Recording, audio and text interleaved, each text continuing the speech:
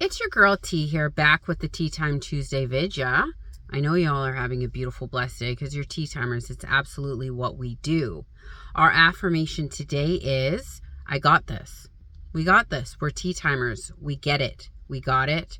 We've been there, done that. We're getting it. We've always had it. Now that we're in this phase of our step-by-step per se guide to manifesting our SP, we've established a self-love concept. We've established a concept in love. We've established what we want out of our SP, what our relationship is looking like moving forward, where we're going to go with the SP, how it's going to look for us, what we give to them, what they give to us, how we view each other in a relationship. So what now? We have to implement this into our day-to-day. And what that looks like is from the minute you wake up in the morning, when you get out of bed, the first 10 to 15 minutes of your day will set the tone for the rest of your day. So if you jump out of bed typically and you look at your phone and you start looking at ads, going on social media, comparing yourself, thinking of all the problems of yesterday, this is not the greatest way to start your day. When you wake up in the morning, what I personally like to do is start by affirming, today is going to be the greatest day of my life. Everything's working out for me today. Everything that I perceived wrong yesterday has now dissipated. Every day is can be perceived as a fresh start for you, a new beginning. The problems that you had yesterday are dissolved. You start again. Your perception is going to shift and shape how you go throughout your day. So when I wake up, I do 10 to 15 minutes. I don't time it. I'm easy about it. As soon as I wake up, I start going, you're a queen. You're loved. Everything around you is full of love. You see things through the eyes of love. You and your SP have the greatest relationship of all time. You have the greatest relationship with everybody. You're an asset. You're too important to lose. You always win. So on and so forth. I just have affirmations that come to mind and I go back and forth for about 10 minutes.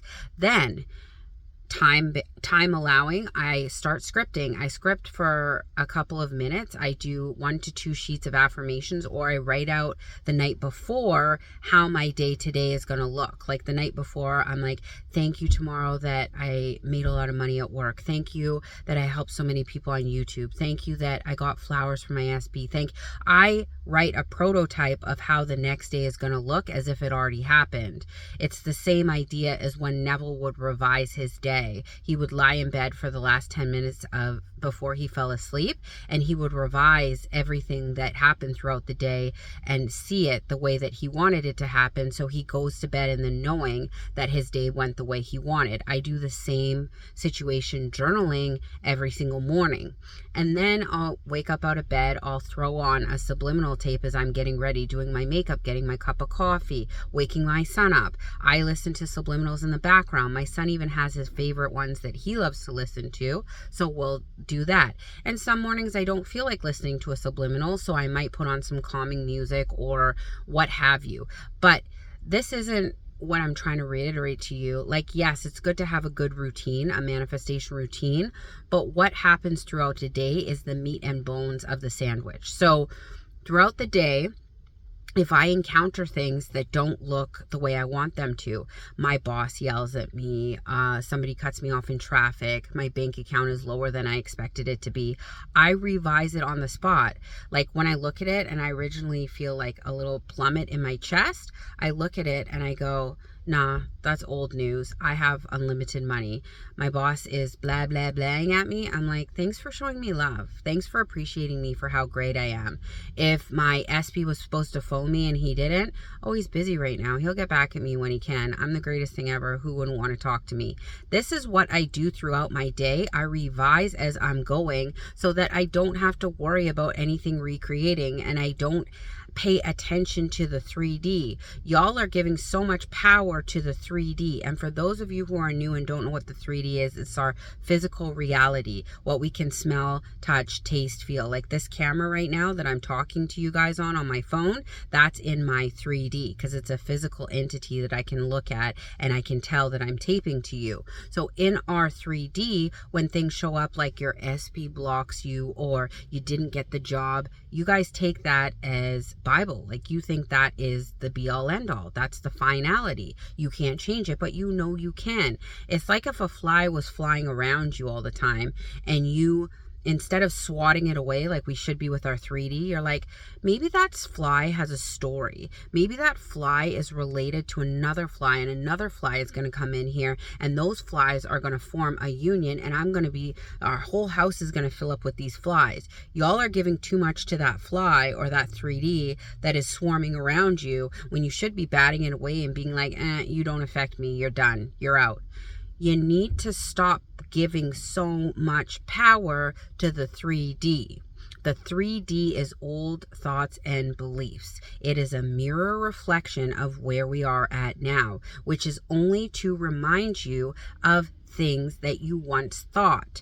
Things that you once thought were a narrative, beliefs and situations that you gave power to that you no longer are giving power to, because you know you are the operant power in your reality. You control how things go and what they mean and how they turn out and what they're doing for you. This is the game of manifestation.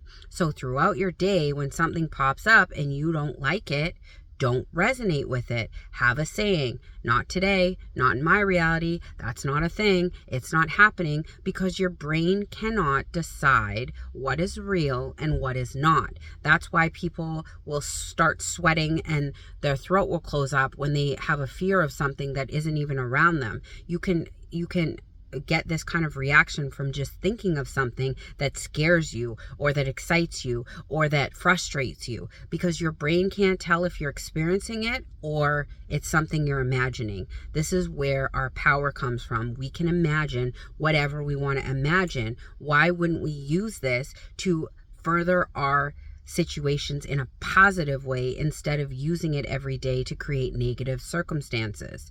So throughout the day, I'll revise these things that I don't like, and I will expect to see that change in the 3D within the next few days. I don't hope that it will change. I know it will, because I am not focusing all my attention on that for days in and days out.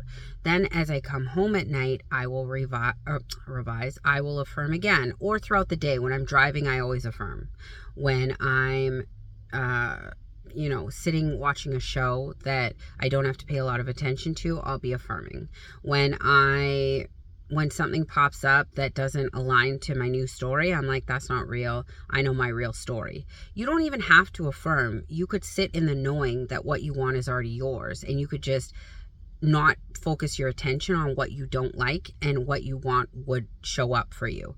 But most of us have to affirm to convince ourselves that we're in that state. So whatever resonates with you, affirming, scripting, declaring, whatever, utilize that tool throughout your day instead of resonating and aligning to things that don't match up with where you're at now.